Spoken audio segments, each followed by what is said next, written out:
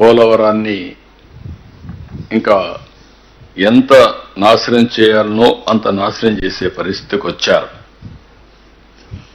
మీరు చూస్తే ఈరోజు నేను అన్ని కూడా మళ్ళా చూశాం. Upper coffer dam, lower coffer dam, మధ్యలో డయాఫామ్ వాల్, గ్యాప్ 1, గ్యాప్ 2, ఇవన్నీ కూడా మీరు చూస్తే ఏదైతే అక్కడ వాటర్ పోయిన తర్వాత ఆ ఎరోషన్తో ఆ వెలాసిటీ విపరీతంగా గోదావరి వాటర్ అనేది పెద్ద ఉధృతంగా వస్తుంది. ఎప్పుడైతే అక్కడ వచ్చిందో ఆ వాటర్ అంతా కూడా ఇచ్చేసి మొత్తం తిప్పేసే పరిస్థితికి వచ్చింది. నీళ్లన్నీ లోపలికి రావడం, ఈ రెండు మధ్య లోయర్ అప్పర్ కాఫర్ డ్యాముల మధ్య పెద్ద ఎత్తున మనం సుడిగుండాలు వచ్చినట్టు వచ్చి కింది వరకు 2020లో మొత్తం ఎరోషన్ గురయ్యే పరిస్థితి వచ్చింది. టోటల్ గా దెబ్బతినే పరిస్థితికి వచ్చింది. 200 మీటర్లు గ్యాప్ 3లో, గ్యాప్ 1లో ఎరోషన్ గురయ్యే పరిస్థితి వచ్చింది. కింద నుండే సాయిల్ డిస్టర్బెన్స్ కావడమే కాకుండా ఇప్పుడు మీరు అక్కడ చూశారు, అక్కడ శాండ్ తీసుకొచ్చి మళ్ళా వైబ్రో కాంపాక్షన్ చేస్తున్నాం. ఎందుకంటే మొత్తం సాయిల్ అంతా లూజ్ సాయిల్ అయిపోయింది. రేపు ఇప్పుడన్నా కానీ ఒక భూకంపాలు అలాంటివి వస్తే ప్రాజెక్టు కూడా షేక్ అయ్యే పరిస్థితి వస్తుంది. కాబట్టి ఆ స్టాండర్డ్స్ ప్రకారం మళ్ళా చేయాల్సిన అవసరం మొత్తం చేసే పరిస్థితి వచ్చారు. ఒక దుర్మార్గమైన కార్యక్రమం వచ్చినప్పుడు 2400 కోట్ల రూపాయలు అదనంగా అయింది.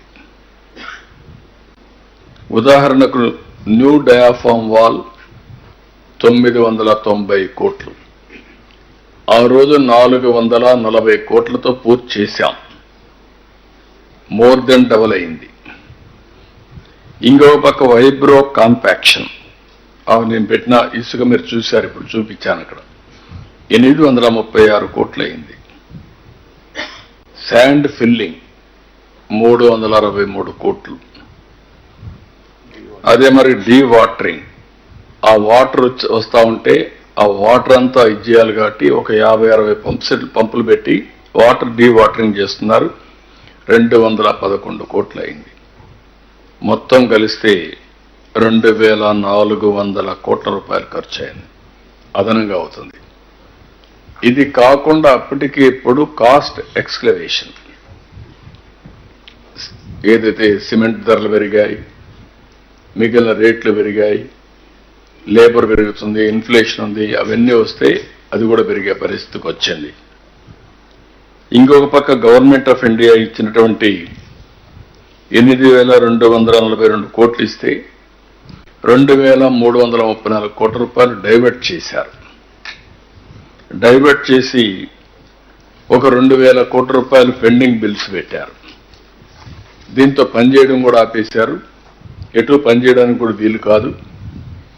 ఏదైతే ఐఐటి హైదరాబాద్ వీళ్ళు వదిలిపెట్టేస్తే సిడబ్ల్యూసి ఆర్డర్ చేసి ఐఐటి హైదరాబాద్కి మొత్తం ఎగ్జామిన్ చేయమంటే వాళ్ళు వాస్తవం చెప్పే పరిస్థితికి వచ్చారు. డయాఫామ్ వాల్ డ్యామేజ్ అవన్నీ కూడా వాళ్ళు ఎస్టాబ్లిష్ చేసే పరిస్థితికి వచ్చారు.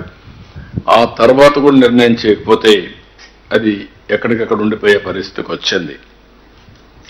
ఈరోజు యాక్చువల్ పరిస్థితి మీరు చూస్తే ప్రాజెక్టు సివిల్ వర్క్స్ అన్ని 71.93 ఆ రోజు మేము చేశాం. 3.84% మాత్రం వాళ్ళు చేశారు. ఇప్పుడు వచ్చిన తర్వాత మళ్ళా అన్ని ఘాట్లో పెడుతూ 1.02 చేశాం. 76.79% అయింది. అదే మరి Polavaram right main canal, left main canal, ఇంకొక పక్క ఎల్ఏ అండ్ R&R ఇవన్నీ కూడా చేయాల్సిన అవసరం ఉంది. వీటికన్నిటికీ మీరు ఒకసారి చూస్తే